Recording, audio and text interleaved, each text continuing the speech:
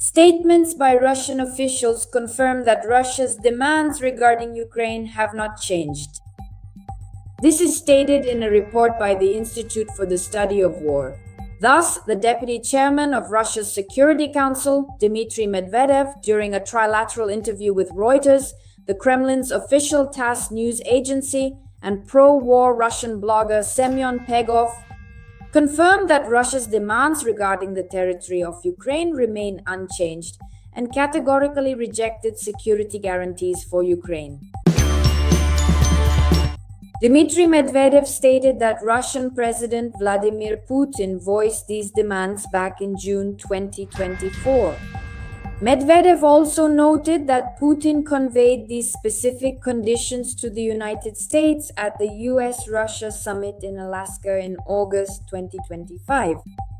Analysts from the Institute for the Study of War remind us that in his speech in June 2024, Vladimir Putin demanded that Ukraine and NATO capitulate to Russia's initial military demands and cede control of the Luhansk, Donetsk, Zaporizhia, and Kherson regions, including the territories of these regions that are currently not under Russian occupation.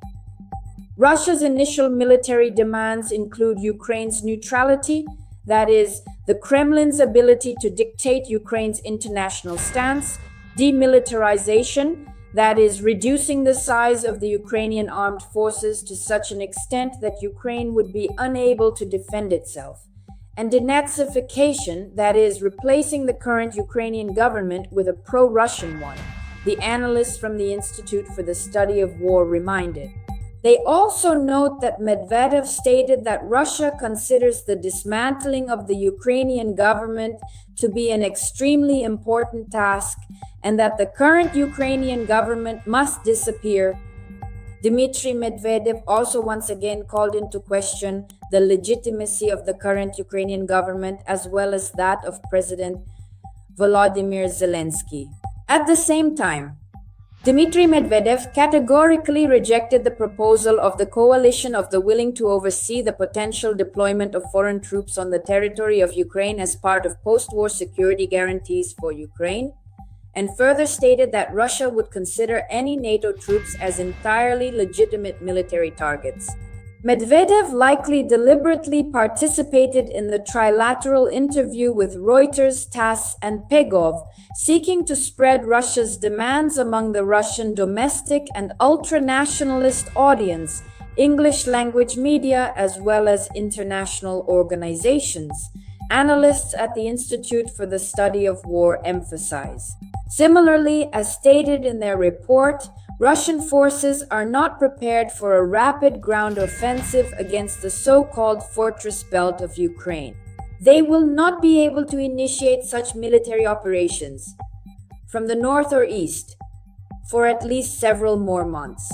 Perhaps that is why they allow Medvedev to make his statements, in order to slightly downplay the growing sense of betrayal. It is noted that in order to reach Sloviansk from the northern direction, Russian troops need to complete the capture of Lyman and advance approximately 14 kilometers, including crossing the Siversky Donets River. There is also an alternative strategic possibility: a push from the east, which would require traversing a distance of about 30 kilometers from the Siversk area all the way to Sloviansk. Based on the detailed assessments provided by military analysts, units of the Russian 3rd Combined Arms Army, which are currently operating in the Siversk direction, could theoretically attempt to launch a direct offensive on Sloviansk from the east if they manage to advance significantly faster than the Russian groups currently positioned in the Lyman direction. However, the actual pace of Russian military offensive operations near Lyman remains very, very slow. For several months now, the Kremlin has been trying to convince the West that capturing Ukraine's strategic fortress belt will be a quick and easy process.